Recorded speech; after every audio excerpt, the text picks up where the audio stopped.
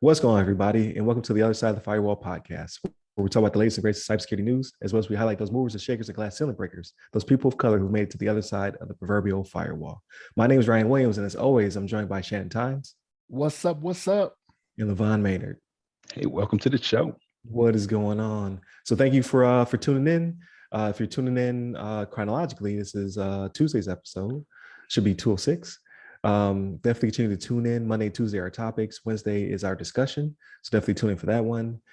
Thursdays, we do Ask Us SP sometimes, where we talk to people trying to break into cyber. And then Fridays, we talk about everything else. So movies, TV, all that good stuff. So tune in throughout the week, like, share, subscribe, all that good stuff. But without further ado, I'll give it to Shannon. All right, everybody. So this one, this article is from threatpost.com. It was written by Tara Seals. And the title of this one is Authorities Fully Behead Hydra Dark Marketplace, right? So the Hydra Dark Marketplace, Germany, actually, the German authorities are the ones that took down this marketplace, which is one of the big, what do you call it? What am I trying to say? They call it underground market, but the share places, you know what I mean? Yeah, black market. Black market, yeah, share, yeah. For dark web trading, right? For illicit goods. So they're talking about like drugs, selling of private information and data and things like that. So this week, they actually were able to commandeer and take offline underpinning infrastructure, servers.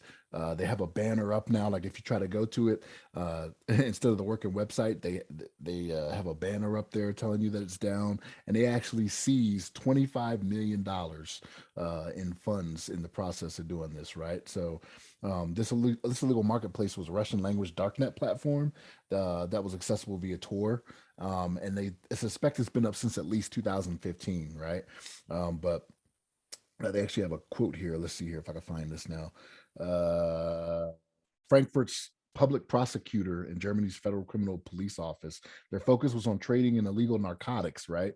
In addition, data spied out worldwide, forged documents, digital services were offered profitability via the platform. So yeah, they went and took them down, right? And what was another thing that was interesting about this is they're actually going to prosecute some of the people that were behind this, right? So not only were they able to just take it down, they were able to find some of the people that were responsible for maintaining this website, and they're actually going to prosecute them as well. And I'm like, oh, okay, all right, this should start scaring some of these people out there, right? Crime is going to stop. It's going to stop paying now, right?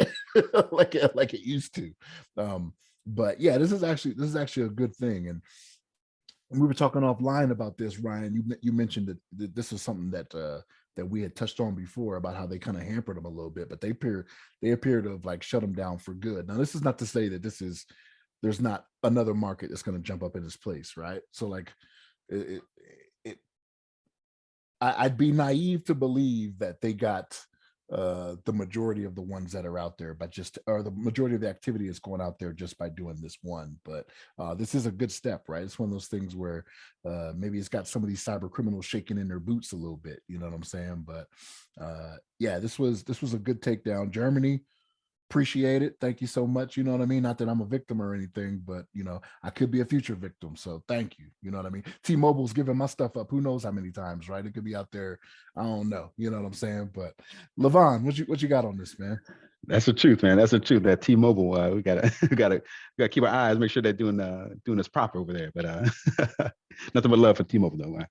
They're a good service. But nonetheless, I mean, this is good overall. I mean, it's great to see these dark web marketplaces get shut down.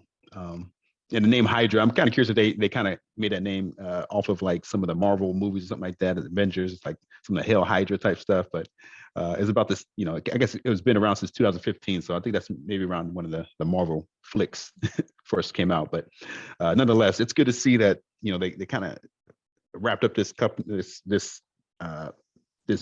group's marketplace.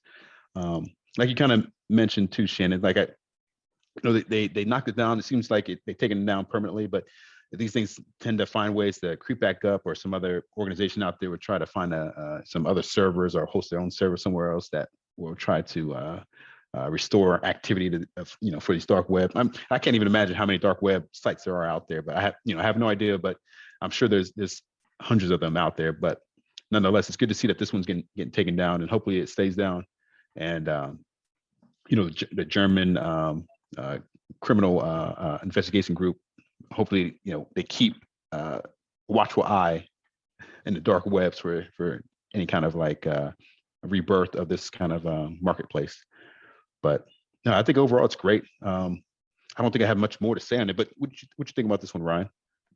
Yeah, it was a good takedown. I think we talked about it as early as August, if my memory serves me correct. But it was definitely around the fall, like the end of summer, early fall. They've been working it for a while. But yeah, good to see. Good that it was international takedown as well. They seized 25 million Bitcoin, so that's also good. They stopped the money from circulating in this takedown. It's probably one of, like you said, many sites. So like if like we watch a lot of crime shows, right? So like if they took this one down, there's a bigger one. They're working their way up. Darknet is the quote unquote darknet is larger than the named internet, right? So it's millions of sites probably out there.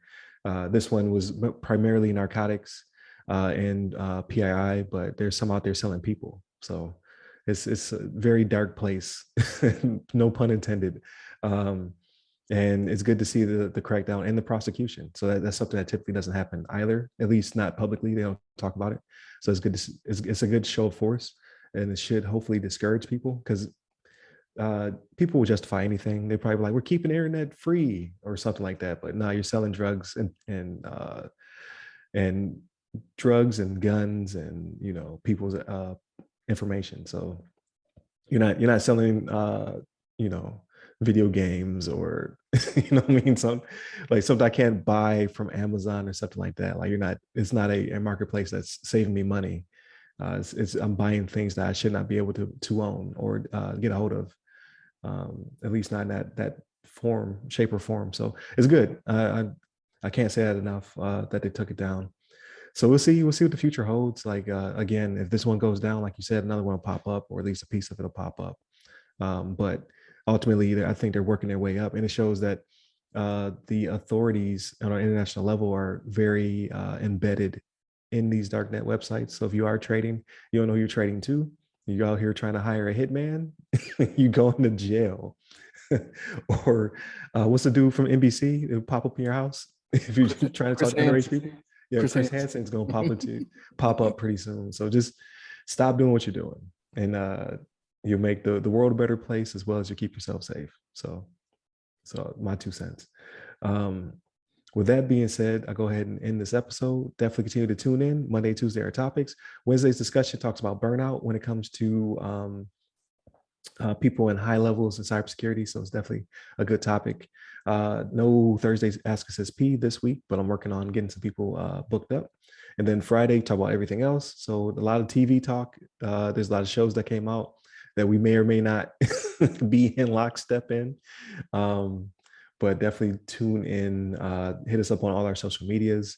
Definitely subscribe to the YouTube channel. I saw some people subscribing, so I like that. And then just tell your friends about the podcast, like, share, subscribe, all that good stuff. Hit me up personally. I'm at RyRy Security Guy. That's RYRY Security Guy. I'm on Clubhouse, LinkedIn, TikTok, and Twitter. And you, LeVon? Oh, sorry about that. Yeah, you can hit me up on the Twitters at LeVon Maynard. There it is. Stay safe. Stay secure. Take care.